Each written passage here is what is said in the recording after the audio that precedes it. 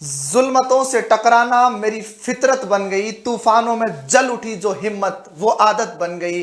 किताबें भी हैरत में है कि जुनूं कैसा है, हर पन्ने पर लिखा हार मानूं तो किस्मत जालिम बन गई। जी हाँ, नमस्कार साथियों, स्वागत अभिनंदन आप सभी का इस एक छोटे से सेशन में, जहां पर मैं आपके साथ चर्चा करने वाला हूं चयन बोर्ड द्वारा आयोजित की जाने वाली ग्रेड 3 भर्ती परीक्षा में हिंदी विषय लेवल 2 के अभ्यर्थियों के लिए। जैसा कि आप मेरे पीछे देख रहे हो, हिंदी लेवल 2 की बात करें तो एक पद और दावेदार 998। जहां कभी जोश जुनून में बोल देते हैं कि पद कितने भी हो, बस एक पद की जरूरत है। क्या सच में ये कहना और उसको प्राप्त करना इतना ही सरल है? तो आज इसको हकीकत के पन्नों से रूबरू करवाते हैं। प्यारे साथियों, कहना बहुत सरल होता है कि एक पद की ही तो आवश्यकता है, ज्यादा पदों की जरूरत नहीं पड़ेगी। लेकिन पद ज्यादा होते हैं तो उसका प्रभाव जरूर पड़ता है। लेकिन कहते हैं कि बीत गई बिसार दे आगे की सुध लेत, रोने की बजाय जितने पद हैं उस पे लड़ना बेहतर है ना। हारता वो है जो लड़ता नहीं है, और जीतेगा वही जो अंत तक लड़ेगा। कहते हैं ना, हारा वही जो लड़ा नहीं। तो प्यारे साथियों, कुछ ऐसी स्थिति इस बार ग्रेड 3 के अभ्यर्थियों के साथ में हो रही है। युद्ध बड़ा घमासान होने वाला है।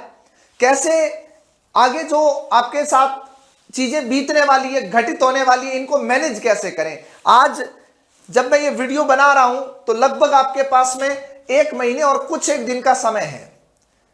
अपन इन शॉर्ट 1 महीना मान सकते हैं यहां से। तो 1 महीने में क्या चीजें ठीक की जा सकती है, किन चीजों को बेहतर करें कि हम सिलेक्शन की दहलीज को लांघ जाएं। और प्यारे विद्यार्थियों, ऐसे युद्ध में, ऐसे घमासान के अंदर विजय प्राप्त उसी को होती है जो अपनी सामर्थ्य सीमा से आगे जाता है। जिसकी जितनी क्षमता थी सबने प्रयास किया, लेकिन सफल वही होगा जो अपनी सामर्थ्य सीमा को लांघ करके आगे जाएगा। तो प्यारे बच्चों, बात करें, ज्यादा लंबी चौड़ी मैं गाता नहीं, मैं आऊंगा सीधा।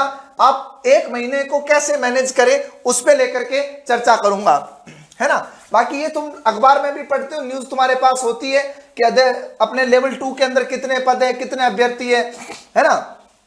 तो सबसे कम कंपटीशन संस्कृत में है और हिंदी में अपने सबसे ज्यादा कंपटीशन है, ठीक है। तो क्या सच में संख्याएं परिणाम को प्रभावित करती है? कहीं ना कहीं जरूर प्रभावित करती है, कहीं ना कहीं कमजोर हौसले वाले लोगों को प्रभावित करती है। अब 1 महीने में तैयारी को बेस्ट कैसे करें, क्या चीजें करें कि परिणाम अच्छे हो जाएं।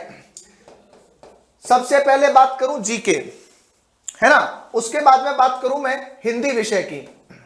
अब जीके के अंदर ध्यान रखिएगा, आपके शैक्षिक परिदृश्य भी होगा, आपके शिक्षा मनोविज्ञान भी होगा, है ना। और जो आप चीजें पढ़ते हो वो सारी चीजें इसके अंदर आ जाएगी, चाहे वो स्कूल मैनेजमेंट का मुद्दा जो शैक्षिक परिदृश्य में आपको पढ़ाया जाएगा, या जो भी चीजें मेथड्स वगैरह रहेंगे वो यहां रहेंगे, है ना, यहां रहेगी विधियां। तो अब क्या पढ़े, कैसे पढ़े। नंबर 1 बात, विषय का एक बार बढ़िया से रिवीजन कर लो। विकारी अविकारी हो गए, यौगिक शब्द हो गए। ये मैंने विकारी अविकारी यौगिक शब्द बोल करके आपको लगभग 5 और 4 9 और 4 13 टॉपिक के साथ में एकदम से जोड़ दिया। फिर वाक्य की बात करें, आपको सबसे ज्यादा जरूरत किस मेजर टॉपिक पर बात करने की जरूरत है।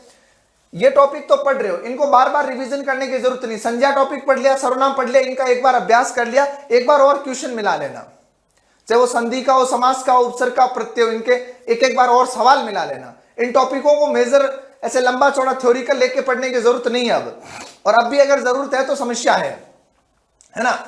इनको जब तुम्हें पढ़ाया गया, चाहे मैंने पढ़ाया या हिंदी के किसी भी गुरुजी ने आपको पढ़ाया, तो हर शिक्षक ने आपको एक ही बात बताई होगी कि इन टॉपिकों को एक बार टीचर पढ़ाता तब पढ़ लिया करो, फिर सवाल मिला लिया करो, फिर इनको रख दो और शब्द अर्थ को चलने दो, है ना, शब्द अर्थ को चलने दो।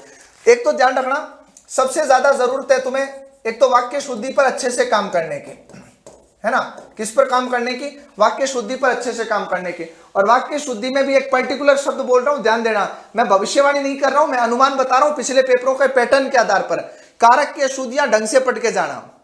कारक संबंधी जो त्रुटियां होती है वो सर्वाधिक दुख देती है पेपर के अंदर, जो अभी के एग्जाम्स हुए हैं उनमें। बाकी वाक्य शुद्धि पूरा पढ़ना है अच्छे से, है ना। और एक और सजेशन दूंगा, हरदेव बारी शुद्ध हिंदी व्याकरण पुस्तक आती है, उसमें जितने भी वाक्य शुद्धि के आपके प्रश्न है, सॉरी जितने भी उदाहरण है, उन उदाहरणों के एक बार टैली करके जरूर जाइएगा, है ना।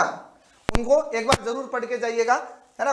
अभी के कुछ एग्जाम्स में मैंने देखे उससे डायरेक्ट भी उन्होंने वाक्य एज इट इज भी उठाए हैं, तो प्लीज उस पर लेकर के जरूर काम करना आप, ठीक है। उसके बाद में शब्द अर्थ का जो भाग है, चाहे वो पर्यायवाची हो, विलोम शब्द हो, या कोई भी प्रकार का जो वाक्यांश के लिए एक शब्द आता है, अनेकार्थक शब्द आता है, इन चीजों पे थोड़ा अभी से चीजें तय करो, है ना। और इस पे अभी शुरू से मैंने तुम्हें सिखाया, रोज के 5-10 पढ़ते रहो, और आप पढ़ रहे होंगे, उम्मीद करता हूं पढ़ भी लिए होंगे। लेकिन यहां पर एक बहुत शानदार चीज आपको बताने वाला हूं, वो ध्यान रखना, है ना। उसके बाद से तत्सम तत्व हो गए, विदेशी हो गए। अब विदेशी शब्दों का सर इतना लंबा चौड़ा बखेड़ा आपने भी पढ़ा दिया, आपने भी दे दिया हमें कि ये पढ़ लेना, हम फलाने गुरुजी से पढ़े, उन्होंने भी दे दिया ये पढ़ लेना, सबने इतने सारे भर के दिए। आप विदेशी शब्दों में वही शब्द पढ़े जो आपके आम जीवन में कहीं ना कहीं काम आते हैं, या आपके इस जीवन को प्रत्यक्ष से प्रभावित करते हैं, अपने आसपास बोले जाते हैं। प्रबल संभावना उन शब्दों को पूछे जाने की। लेकिन देशज शब्दों को भूल के भी मत छोड़ना, क्योंकि देशज शब्द तुम्हें कहीं ना कहीं कंफ्यूज करते हैं, ये ध्यान रखिएगा, ठीक है। अब देखो, तो ये चीजें चलती रहेगी। रही बात पारिभाषिक शब्दावली की, तो पीवाई क्यूज पर फोकस करें। अब मैं कोई शब्दकोश का अगर तुम्हें रेफरेंस देता हूं कि फलाना शब्दकोश पढ़ लेना, तो शब्दकोश छोटा से छोटा शब्दकोश भी अगर आप खरीदोगे को 600-700 पेज का आता है। अगर 600-700 पेज की स्पेलिंग याद होती, इतना लंबा चौड़ा याद होता, तो तुम हिंदी जैसे विषय में नहीं होते। तो मैं आपको इतना सा कहूंगा, तुम पीवाई क्यूज को आधार बनाओ, कम से कम पीवाई क्यूज में जो चीजें बताई गई उनको पढ़ के जाओ। जो मेरे विद्यार्थी रहे उनको मैंने जो शीट उपलब्ध करवाई है उसको जरूर पढ़ो। उम्मीद है बड़ी मेहनत के साथ में चीजें तैयार करके दिए तो चीजें हो जाएगी उससे, ठीक है। अब बात आती है अंतिम 4 से 5 दिन में एक माहौल बनेगा, एक हुमर बनेगा कि सर 4 से 5 दिन पढ़ाई नहीं होती है। अब देखो सबके अलग अलग ओपिनियन है ना। कोई कहता है कि 2 दिन पहले किताबें छोड़ दो, 4 दिन पहले किताबें छोड़ दो, लेकिन पढ़ने वाला अभ्यर्थी 4 सेकंड तक भी किताब नहीं छोड़ना चाहता है, तो क्या करें? उस समय मेंटल डाइवर्जन से कैसे बचा जाए, एक मानसिक जो अस्थिरता है उससे बाहर कैसे निकला जाए? तो प्यारे साथियों, मैं आपको इस वीडियो के माध्यम से एक मैसेज देना चाहूंगा। मैं चाहता हूं कि तुम एग्जाम के गेट तक पढ़ते जाओ। हो सकता है मेरी इस बात की आलोचना की जाए, हो सकता है मेरे शिक्षक साथी इस पे लेकर के कल बात करें, हो सकता है मेरे साथ पढ़ने पढ़ाने वाले लोग मुझे ये कहेंगे कि नहीं सर आप ये बात क्यों कह रहे हो, ऐसा थोड़ी होता है। लेकिन पढ़ने वाला अभ्यर्थी वैसे भी मेंटल डाइवर्जन में रहता है, उसको पढ़ना ही है। किताब छोड़ेगा तब भी टेंशन है, नहीं छोड़ेगा तब भी टेंशन है। लेकिन तुम्हें एक अच्छी शिक्षा दे रहा हूं, अच्छी राय दे रहा हूं, वो सुन लेना। आज ही शाम को जब ये वीडियो आपके पास हो, उस समय आप ये तय कर लो कि अंतिम 4 दिनों में करंट अफेयर्स पढ़ूंगा, इकोनॉमिक्स के कुछ डाटाबेसिस की चीजें पढ़ूंगा, और उसके साथ साथ हिंदी में पर्यायवाची मेरे कमजोर है उस समय पढ़ लूंगा, विलोम शब्द का रिवीजन कर लूंगा। कसम खा लो कि फलानी फलानी चीजों से दूर रहूंगा। ये भी पढ़ लूं, वो भी पढ़ लूं, इसको भी पढ़ लूं, उसको भी पढ़ लूं, इन चीजों से बाहर आ जाओ। कोई डर नहीं है, कोई कंफ्यूजन नहीं है। आज तय करके बैठो, तुम अभी लिख के बैठ लो कि अंतिम 4 दिन में हम क्या पढ़ने वाले हैं। बहुत ज्यादा जब एकदम सिर भारी हो जाता है तब YouTube की क्लास देख लिया करो, कोई लाइव सेशन चलता उसको। जरूरी नहीं मेरा वीडियो देखो, आप उत्कर्ष के वीडियो देखो, मैं नहीं कहता तुम्हें, तुम्हारी जहां इच्छा होती है, क्योंकि हमारा एक ही ध्येय विद्यार्थी हित, तुम्हारा भला होना चाहिए। तुम क्या बेस्ट पा सकते हो, तुम्हें जहां सहज लगता हो, लेकिन पढ़ो, एटलीस्ट पढ़ो, है ना। मैं नहीं कहता मेरे किसी लाइव सेशन में जुड़ना ही जुड़ना है, लेकिन मानसिक तनाव को कम करने के लिए तादात्म्यकरण जरूरी है। तुम्हें उन चीजों से डाइवर्ट होना पड़ेगा। तो आज ही तुम 4 दिन की अंतिम रूपरेखा बना लो, और एग्जाम के बाद में मिल लेना मुझसे। अगर तुम्हें डाइवर्जन हो जाए, तुम इस चीजों से कहीं ना कहीं भटक जाओ, तो मुझसे नहीं भटकोगे। आपकी चीजें तय नहीं है।